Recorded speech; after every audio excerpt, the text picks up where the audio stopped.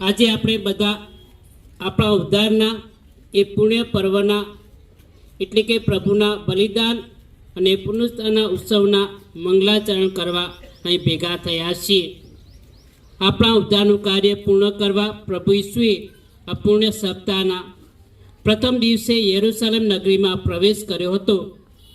આપણે પણ શ્રદ્ધા અને ભક્તિપૂર્વક એ કલ્યાણકારી પ્રવેશનું સ્મરણ કરીને પ્રભુની વિજય યાત્રામાં સામેલ થઈને એમની સાથે ક્રૂસ પર આપણી જાતનું સમર્પણ કરી એમના પુનર્જીવનમાં સહભાગી બનીએ.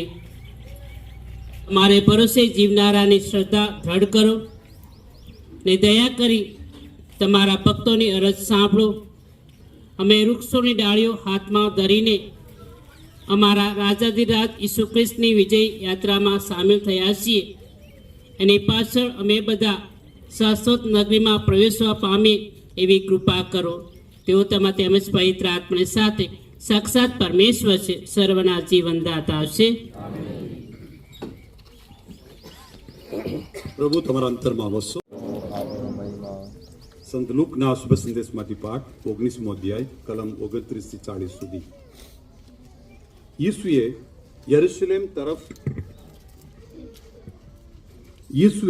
યરૂશલેમ તરફ આગળ ચાલવા માંડ્યું. તેઓ જેતુન નામના પહાડ પાસે આવેલા બેથફગે અને બેથાનિયા ગામે પહોંચ્યા. એટલે તેમણે પોતાના 2 શિષ્યોને આવું કહીને મોકલ્યા કે સામેના ગામ જાઓ. ગામમાં પેસતા જ તમને એક ખોલકું બાંધેલું મળશે, જેના ઉપર હજી સુધી કોઈ બેઠું નથી. તેને છોડીને અહીં લઈ આવો. જો તમને કોઈ એમ પૂછે કેમ, તો ઈસુએ તેમને કહ્યા પ્રમાણે જ નીકળ્યો. તેઓ ખોલખાતા છોડતા હતા.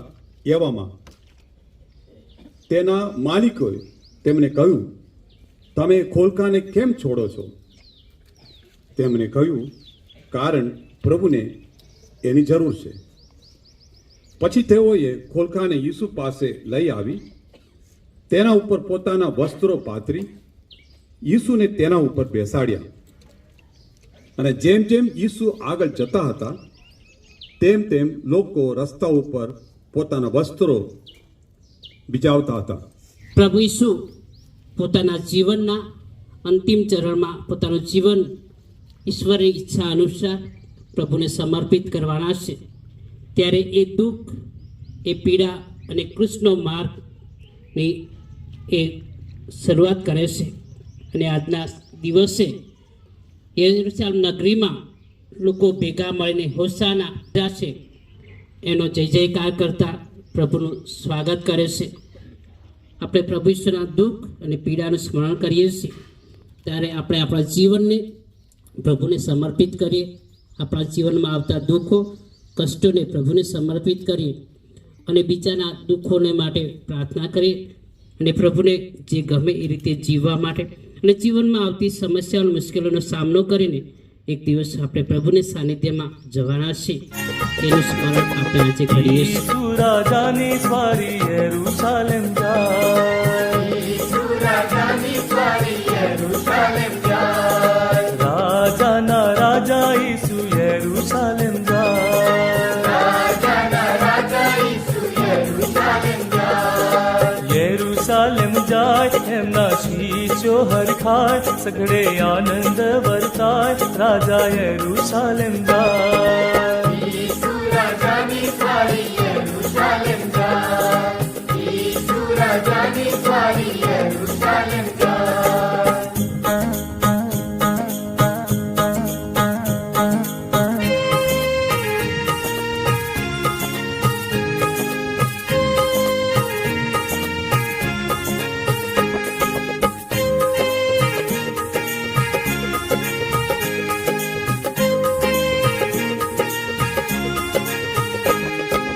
दर्शन करवाने सारी दुनिया उमटा, दर्शन करवाने सारी दुनिया उमटा, सारी दुनिया उमटा, રસ્તા ચોખા કરાય, ઉપર પાણીડા છંટાય, સ્વારી યરૂશાલેમ જાય. ઈસુ રાજાની સ્વારી યરૂશાલેમ જાય. ઈસુ રાજાની સ્વારી યરૂશાલેમ જાય.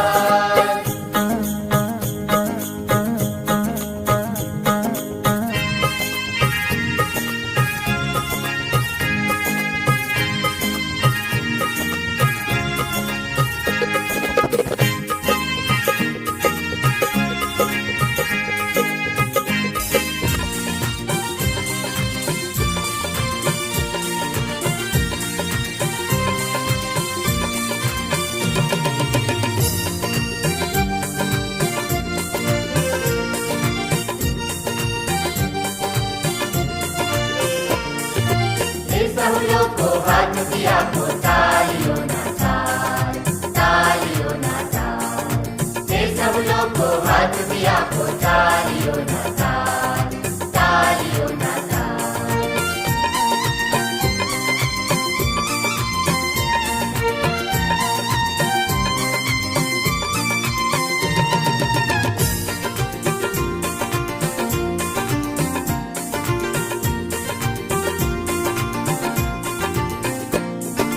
ઈશ્વરનો જયકાર ગજાઓ, બુલંદ કંઠે આજ. આદર પાત્ર પરાત્પર પ્રભુ આ જગનો રાજ અધિરાજ. ઈશ્વરનો જયકાર ગજાઓ, બુલંદ કંઠે આજ. આદર પાત્ર પરાત્પર પ્રભુ આ જગનો રાજ અધિરાજ. એ સૌ લોકો હાથ થી આપો, તાળીઓના તાલ, તાળીઓના તાલ.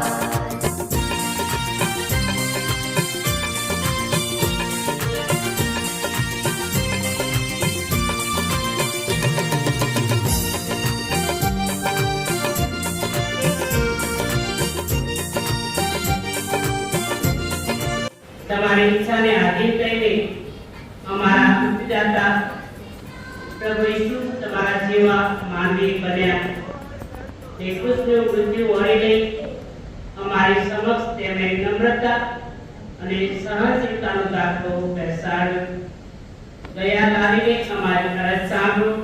ઈસુની જેમ ધીરજથી કષ્ટો સહન કરતા અમને શીખવાડો ને એમના વૈભવિક જીવનમાં સહભાગી બનાવો.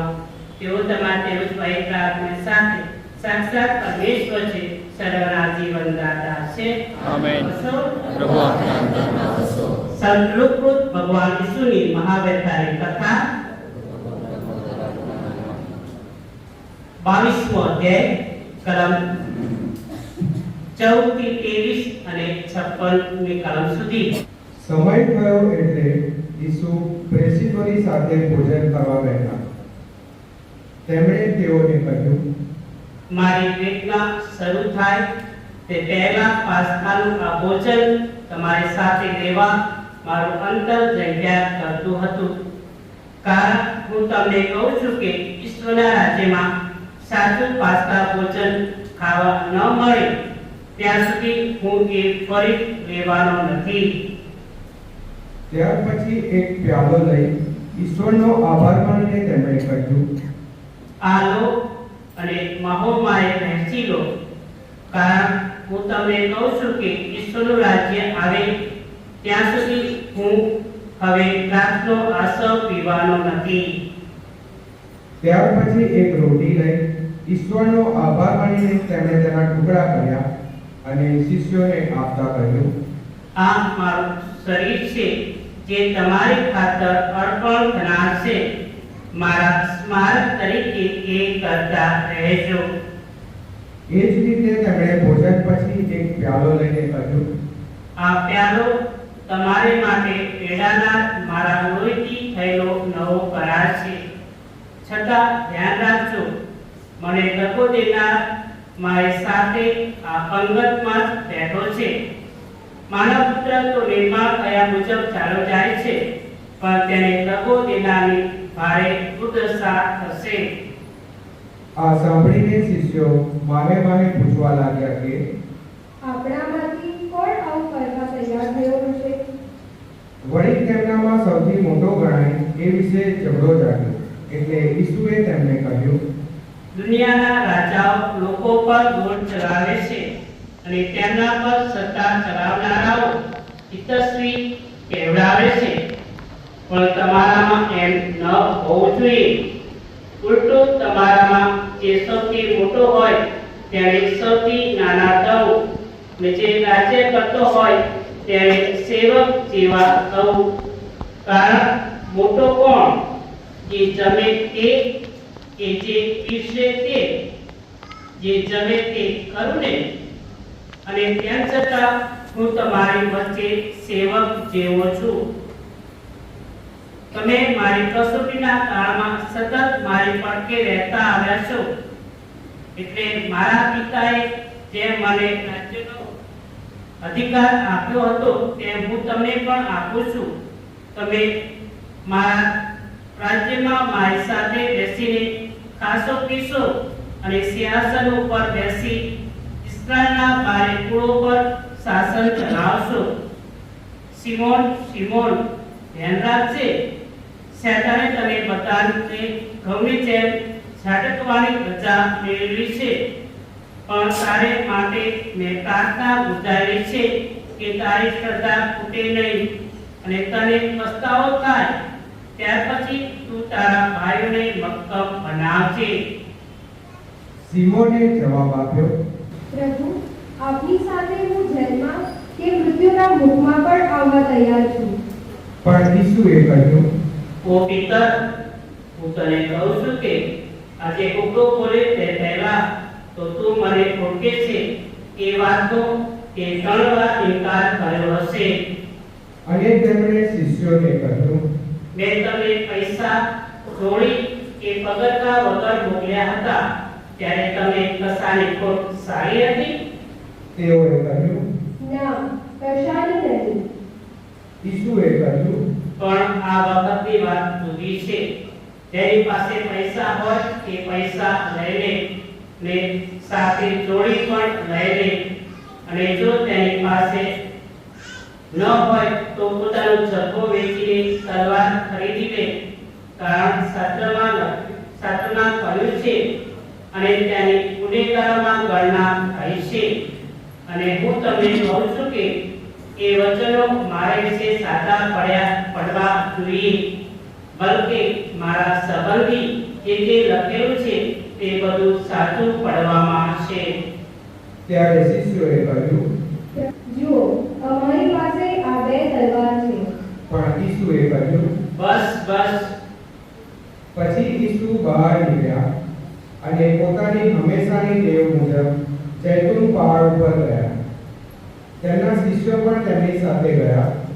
તે ઠેકાણે પહોંચ્યા પછી તેમણે શિષ્યોને કહ્યું, પ્રાર્થના કરો કે તમે કસોટીમાંથી પાર ઉતરો. પછી તેમનાથી એક ટેકરવા દૂર જઈ ઘૂંટણે પડી તેમણે પ્રાર્થના કરવા માંડી. હે પિતા, જો તમારી ઈચ્છા હોય તો મારી આગળથી આ પ્યાલો લઈ લો.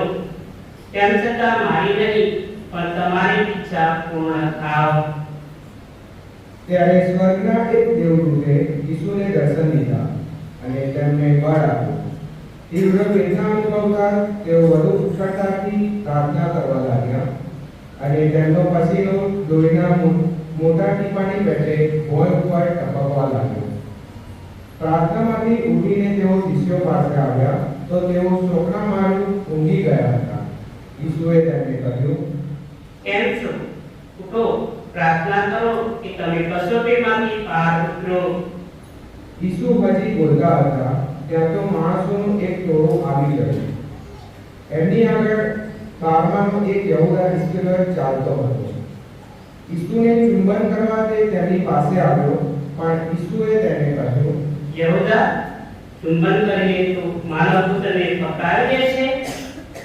શું બનવાનું છે એ સમજીને તેમના સાથીદારો બોલી ઉઠ્યા, પ્રભુ, અમે તલવાર ચલાવીએ? અને ત્યાં તો તેઓમાંનો એક મુખ્ય પુરોહિતના નોકર ઉપર ઘા કરી તેનો જમણો કાન ઉડાવી દીધો. પણ એ જોઈને ઈસુએ કહ્યું, બસ, બહુ થયું. અને પેલાના કાનને અડીને તેને સાજો કરી દીધો. પછી પોતાને પકડવા આવેલા મુખ્ય પુરોહિતો, મંદિરના રક્ષક દળના અમલદારો અને આગેવાનોને ઉદ્દેશીને ઈસુએ કહ્યું, હું કઈ ચોર ડાકુ છું કે તલવાર અને લાકડી લઈને આવ્યા છો? હું તો રોજ રોજ મંદિરમાં તમારી સાથે હતો, પણ તમે મને ન પકડ્યો. પણ અત્યારે તમારો સમય આવ્યો છે અને અંધકારનો અમલ જામ્યો છે. પછી ઈસુને પકડી લીધો વડાપુરોહિતના ઘરમાં લઈ આવ્યા, અને પીટર થોડું અંતર રાખીને પાછળ પાછળ આવતો હતો. ચોકની વચમાં તાપણું સળગાવીને લોકો બેઠા હતા, ત્યાં પીટર પણ તેમની ભેગો બેઠો. એક નોકરડીએ તેને તાપણામાં બેઠેલો જોઈ અને તેના તરફ દારી દારીને જોઈને કહ્યું, આ માણસ પણ એની સાથે હતો. પણ તેણે ઇનકાર કરતા કહ્યું, ભાઈ, હું તો એને ઓળખતો સીધા નથી.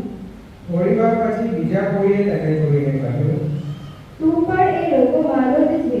પણ પીતરે કહ્યું, ના ભાઈ, હું નથી. કલાકે ગયો ત્યાં બીજા એક માણસે ભારપૂર્વક કહ્યું, જરૂર, આ માણસ પણ એની સાથે હતો, કારણ એ પણ ગાલીનો ભૂવો જ છે. પણ પીતરે કહ્યું, ભાઈ, શું કહે છે? મને કાંઈ સમજાતું નથી. તે જ ઘડીએ હજુ એ બોલતો હતો ત્યાં જ કૂકડો બોલ્યો, અને પ્રભુએ ફરીને પીતર ઉપર નજર માંડી.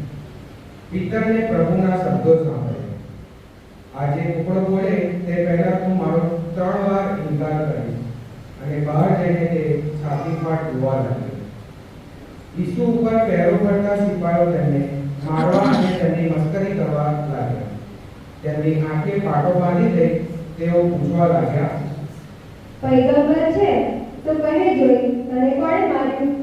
અને આમ તેઓ ભૂંડું બોલીને તેમનું અપમાન ઉપર અપમાન કરતા રહ્યા. સવાર થતાં જ મુખ્ય પુરોહિતો અને શાસ્ત્રીઓ, પ્રજાની આગેવાનો મંડળીઓ ભેગી થઈ, અને ઈસુએ પોતાની વરિષ્ઠ સમક્ષ લઈ જઈને તેઓને તેમને કહ્યું, તું ખ્રિસ્ત છે? હોય તો બોલી દે. ઈસુએ તેમને કહ્યું, હું કહીશ તોય તમે કદી માનવાના નથી, અને હું તમને સવાલ પૂછીશ તો તમે કદી જવાબ આપવાના નથી. પણ હવેથી માનવ પુત્ર સરસ્વતીમાન ઈશ્વરને જમણે હાથે વિરાજમાન હશે. તેઓ સામટા બોલી ઉઠ્યા. તો ઈશ્વર પુત્ર તું જ છે? અને ઈસુએ જવાબ આપ્યો, તમે કહો છો કે હું ઈશ્વર પુત્ર છું. તેઓ બોલી ઉઠ્યા, હવે સાક્ષીની શી જરૂર છે? આપણે પોતે જ તેને વડે સાંભળ્યું છે. પછી બધા એક સાથે ઊભા થઈ ગયા અને ઈસુને પિલાત પાસે લઈ ગયા, અને તેમના ઉપર આરોપ મૂકવાની આ રીતે શરૂઆત કરી, અમને માલુમ પડ્યું છે કે આ માણસ અમારી પ્રજાને કડવો કરવા પ્રેરે છે, બાદશાહને કર આપવાની લોકોને મના કરે છે, અને પોતે ખ્રિસ્ત છે, રાજા છે એમ કહેવડાવે છે. ત્યારે પિલાતે ઈસુને પૂછ્યું, તું યહૂદીઓનો રાજા છે? ઈસુએ જવાબ આપ્યો, તમે જ કહો છો. પછી પિલાતે મુખ્ય પુરોહિતોને અને ટોળાના લોકોને કહ્યું, મને આ માણસનો કોઈ દોષ દેખાતો નથી. પણ તે લોકોએ આગ્રહ ચાલુ રાખ્યો કે આખા યહૂદિયા પ્રાંતમાં ફરી ફરીને એક ઉપદેશ આપીને લોકોને ઉશ્કેરે છે કે ગાલિલથી તે અહીં સુધી. આ સાંભળીને પિલાતે પૂછ્યું, એ ગાલીલો છે કે શું? અને એ હેરોદના ઇલાકાનો છે એમ જાણવામાં આવતા તેણે તેમને હેરોદ પાસે મોકલી આપ્યા. તે પણ એ વખતે યરૂશાલેમમાં હતો.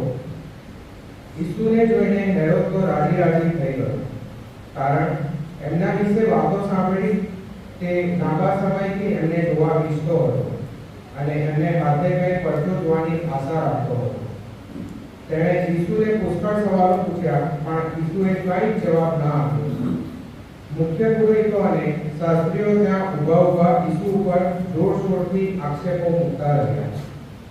ત્યારે હેરોદે પોતાના સિપાહીઓ સાથે મળીને ઈસુનું ખૂબ અપમાન કર્યું અને તેમની મસ્કરી ઉડાવી. પછી ભપકાદાર વસ્ત્ર ઉડાડીને તેમને પાછા પિલાત પાસે મોકલી આપ્યા.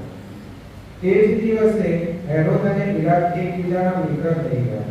એ પહેલા બંને એકબીજાના દુશ્મન હતા. પિલાતે હવે મુખ્ય પુરોહિતો, મુખ્ય આગેવાનો અને લોકોને બોલાવીને તેમને કહ્યું, તમે આ માણસ લોકોને ઉશ્કેરે છે. એવો આરોપ મૂકીને એને મારી આગળ લઈ આવ્યા હતા. પણ તમારા દેખતા મેં તપાસ્યો તો તમે એની સામે જે ગુનાનો આરોપ મૂક્યો છે તેમાંનું કશું મને મળ્યું નથી, તેમ હેરોદને પણ કંઈ મળ્યું નથી. એટલે તેણે એને પાછો અમારી પાસે મોકલી આપ્યો છે. તમે જુઓ છો કે મૃત્યુની સજાને પાત્ર થવા જેવું એણે કશું કર્યું નથી. એટલે હું તો એને થોડી સજા કરીને છોડી દઈશ.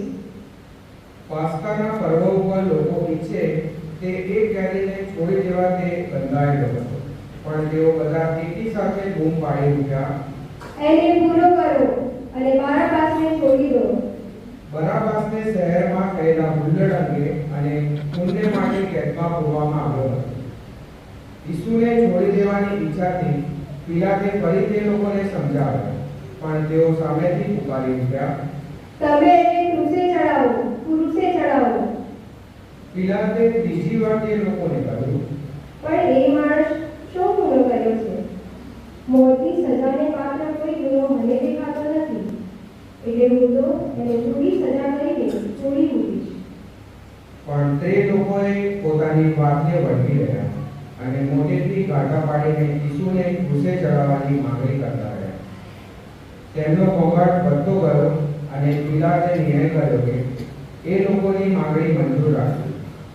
જે માણસને હુલ્લડ અને પુણ્ય માટે કેદમાં પૂરવામાં આવ્યો હતો અને જેની એ લોકો માંગણી કરતા હતા તેને પિલાતે છોડી મૂક્યો અને ઈસુને લોકોની મરજી ઉપર છોડી દીધા.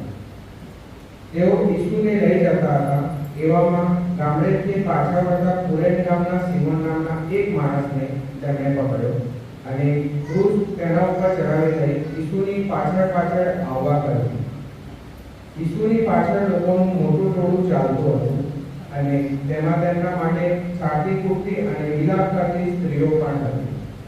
ઈસુએ તેમના તરફ વળીને તેમને કહ્યું, યરૂશલેમની દીકરીઓ, મારે માટે રડશો નહીં. તમારે પોતાને માટે અને તમારા સંતાનો માટે લડો, કારણ એવા દિવસો આવી રહ્યા છે જ્યારે માણસો કહેશે કે નિસંતાન છે, જેણે નથી જણ્યું કે નથી ગભરાવ્યું તે ભાગ્યશાળી છે. ત્યારે લોકો પહાડોને કૂદીને કહેશે, અમારા પર પડો, અને ડુંગરોને કહેશે, અમને ટાંકી દો. કારણ લીલાછાડી જો આ દશા કરે છે તો સુકાઈ તો કેવી હશે. ઈસુની સાથે બીજા બે ગુનેગારોને પણ દેવા માટે તેઓ લઈ જતા હતા. જ્યારે તેઓ કોપરી નામની જગ્યાએ પહોંચ્યા ત્યારે ત્યાં આગળ તેઓ ઈસુની અને સાથે સાથે પેલા ગુનેગારોને પણ ક્રૂસે ચડી દીધા. એકને તેમને જમણી બાજુએ અને એકને ડાબી બાજુએ. ઈસુ બોલ્યા, હે પિતા, આ લોકોને માફ કર, પોતે શું કરે છે એનું તેમને ભાન નથી. પછી તેમણે ચીઠી નાખીને તેમના કપડાં વહેંચી દીધા. લોકો ઊભા જોઈ રહ્યા અને આગેવાનને હસી ઉડાવવા લાગ્યા. તેઓ કહેતા હતા, બીજાને તો એણે બચાવ્યા, હવે એ જો ઈશ્વરનો અભિષિક્ત મુક્તિદાતા હોય, તેનો વરેલો હોય તો પોતાની જાતને બચાવે. સિપાહીઓ પણ મસ્કરી કરતા હતા. તેમણે પાસે આવી સરકો આપતા કહ્યું, તું જો યહૂદીનો રાજા હોય તો તારી જાતને બચાવે. કારણ ઈસુના માથા આગળ એક લેખ ચોળેલો હતો, આ યહૂદીનો રાજા છે. ક્રૂસે લટકાવવામાં આવેલા ગુનેગારોમાંના એકે તેમને ટોણો માર્યો. તું મુક્તિદાતા નથી તો તારી જાતને અને અમને બચાવ. પણ બીજાએ તેને ટોણો ઠપકો આપતા કહ્યું, તને ઈશ્વરનો ડર નથી? તને પણ એ જ સજા થયેલી છે. આપણી સજામાં પૂરો ન્યાય છે, કારણ આપણે આપણા કર્યા ભોગવીએ છીએ, પણ એ માણસે તો કશું ખોટું કર્યું નથી. પછી તેણે કહ્યું, ઈસુ, આપ જ્યારે આપના રાજ્યાસન ઉપર આવો ત્યારે મને સંભાળજો. ઈસુએ તેને કહ્યું, હું તને ખાતરીથી કહું છું કે આજે તું મારી સાથે પુણ્યલોકમાં હશે. હવે લગભગ મધ્યાહન થવા આવ્યો હતો. સૂર્ય ઢંકાઈ ગયો અને આખા પ્રદેશ ઉપર 3 વાગ્યા સુધી અંધકાર છવાઈ ગયો. મંદિરનો પડદો વચ્ચેથી ચીરાઈ ગયો ઈસુ મોટેથી બૂમ પાડી ઉઠ્યા, હે પિતા, મારા પ્રાણ હું તારા હાથમાં સોંપું છું. એટલું બોલીને તેમણે પ્રાણ છોડ્યા.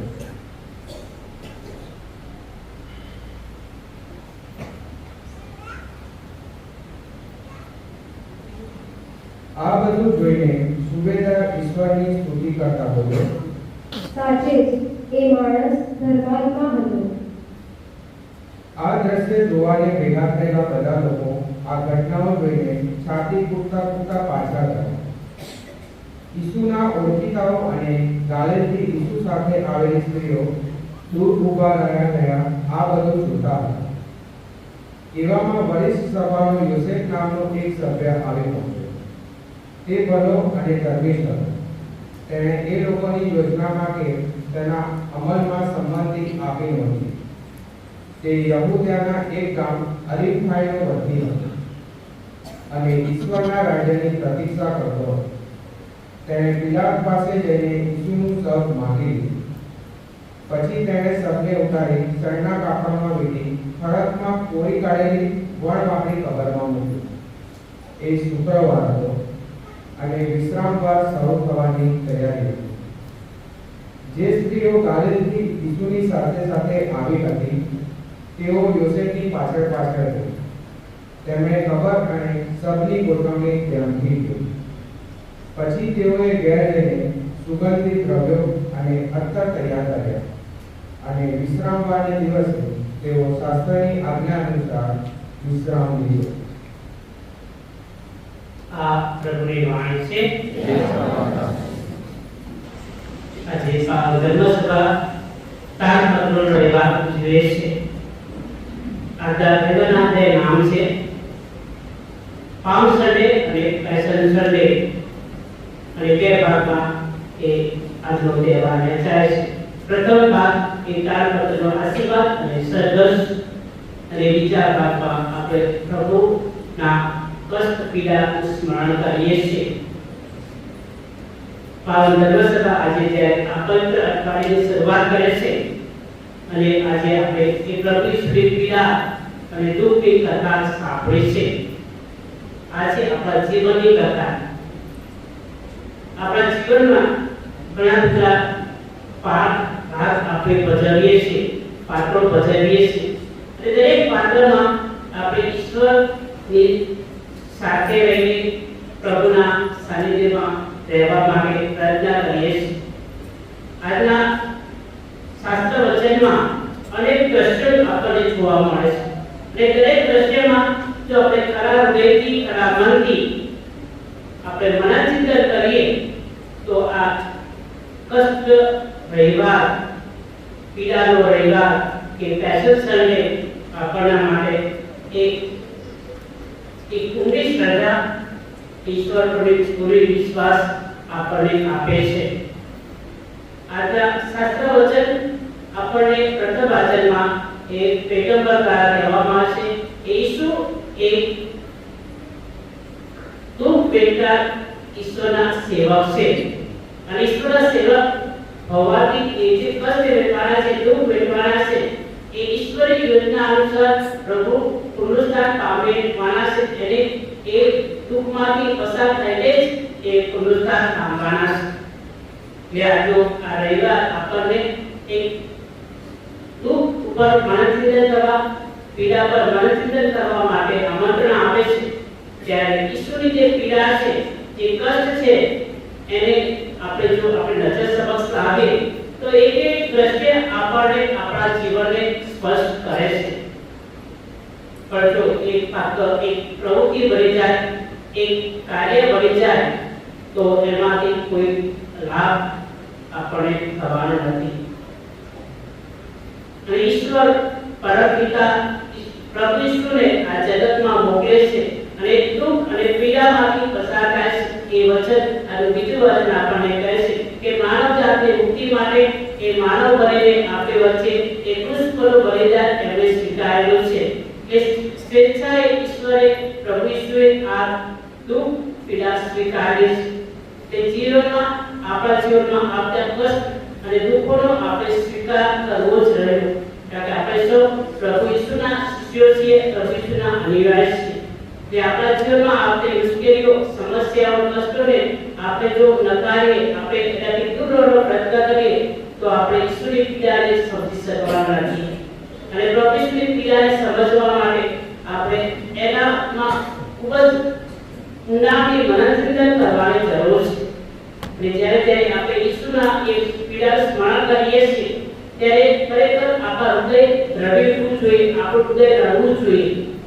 અને પવિત્ર શુક્રવારના દિવસે આપણે બધા એ પવિત્ર પુષ્પા માટે ભક્તિ કરવાના છે. એ પ્રભુ ઈસુની પીડાનું સ્મરણ કરવાના છે. ઈસુના પુષ્પના મૃત્યુનું બલિદાનનું સ્મરણ કરવાના છે. આ પવિત્ર અઠવાડિયું આપણને ઈસુની સાથે ગાળવા માટે, ઈસુની સાથે રહેવા માટે, ઈસુની એ પીડામાં સહભાગી થવા માટે આમંત્રણ આપે છે. આ તાળપત્ર રવિવાર આપણે ગુસ્સાના હાલેલુયા લઈને પ્રભુનો મહિમા કરીએ છીએ. પ્રભુ ઈસુ એ રાજા છે. એ બેથલેહેમ ગામથી યરૂશલેમ નગરીમાં પ્રવેશ કરે છે. ઈશ્વરના પુત્ર છે. લોકો જય જયકાર કરે છે અને હાલેલુયા જય જયકાર કરી એની પ્રશંસા કરે છે. પણ એવા જ લોકો શુક્રવારના દિવસે પ્રભુને કહે છે કે ખુશી જરાવો, ખુશી જરાવો. આ બે પ્રકારનું દ્રશ્ય આપણા જીવનમાં આપણે અનુભવીએ છીએ. ઘણીવાર આપણે પ્રભુની સાથે ગુસ્સાના હાલેલુયા કરીએ છીએ, પણ જ્યારે મુશ્કેલી આવે, કષ્ટ આવે, તકલીફ આવે, ધર્મ શ્રદ્ધાની કસોટી થાય, ધર્મનો પ્રશ્ન ઊભો થાય ત્યારે આપણે કદાચ એ પ્રભુ ઈસુને ખુશી જરાવો એવા બૂમ પાડીએ છીએ. જે ઈસુની સાથે હતા એ જ લોકો ઈસુને છોડીને જાય છે. જે પીડા અને મુશ્કેલીમાં, તકલીફમાં ઈસુને જરૂર હતી ત્યારે અંતિવાસીઓ જે પોતાની સાથે હતા, પોતાના ચમત્કારો જોયા હતા, એ જ લોકો એમને છોડીને જાય છે.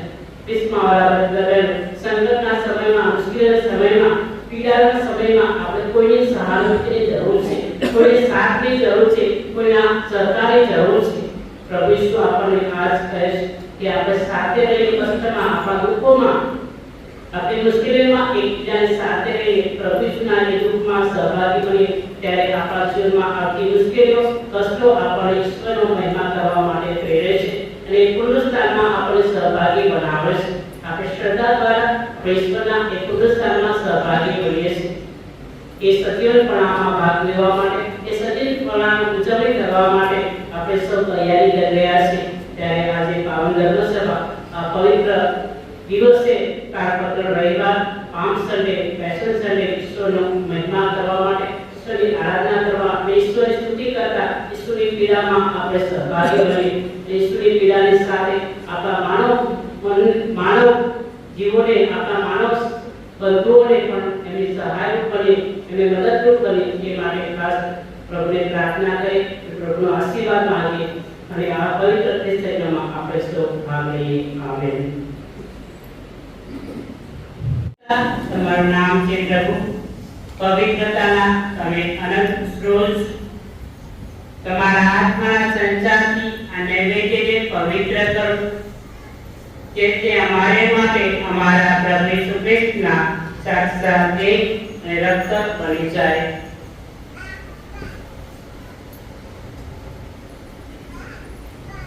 પૂરા દિલથી અમારે ખાતર મોતને વેઠવા તૈયાર તે વેળાએ તેમને રોટલી લીધી, તમારી આ વાતથી વિચારી રોટલીના ટુકડા કરી શિષ્યોને આપતા કહ્યું, લો, તમે બધા આમાંથી ખાઓ, આ મારું શરીર છે, એ તમારે ખાતર અર્પણ થનાર છે. મારા પ્રભુ, મારા પરમેશ્વર.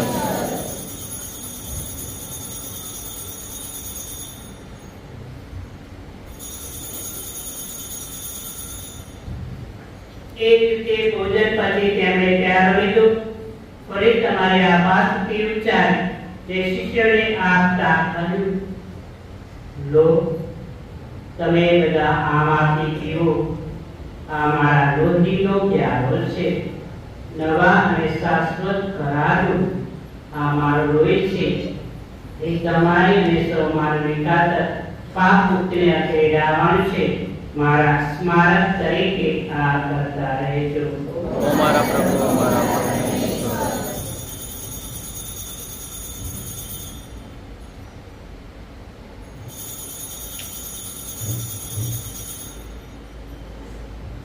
આપણે દરરોજ પ્રજાનું મહાન રહસ્ય છે.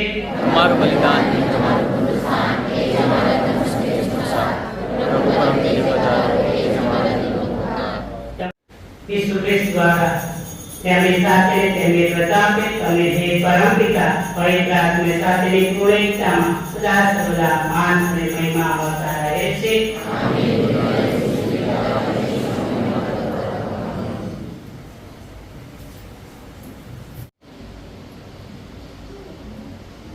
પ્રભુ ભજનમાં જેમને આમંત્રણ મળ્યું છે તેઓ સદભાગી પરમ પવિત્ર બલિ પાપ નિવારક જગતના ઉદ્ધારક પ્રભુ આપ મારે આંગણે પધારો. પુણ્ય મારામાં નથી પરંતુ આપવાનો છે તેથી તમારા આત્માનું કલ્યાણ થશે.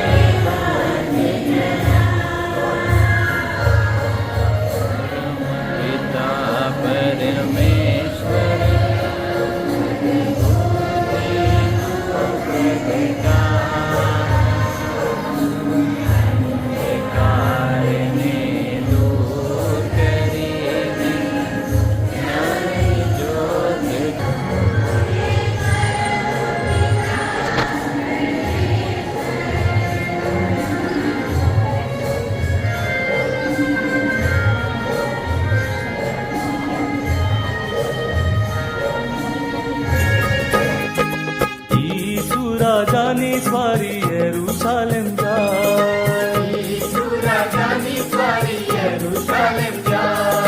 રાજાના રાજા ઈસુ યરૂશાલેમ જાય.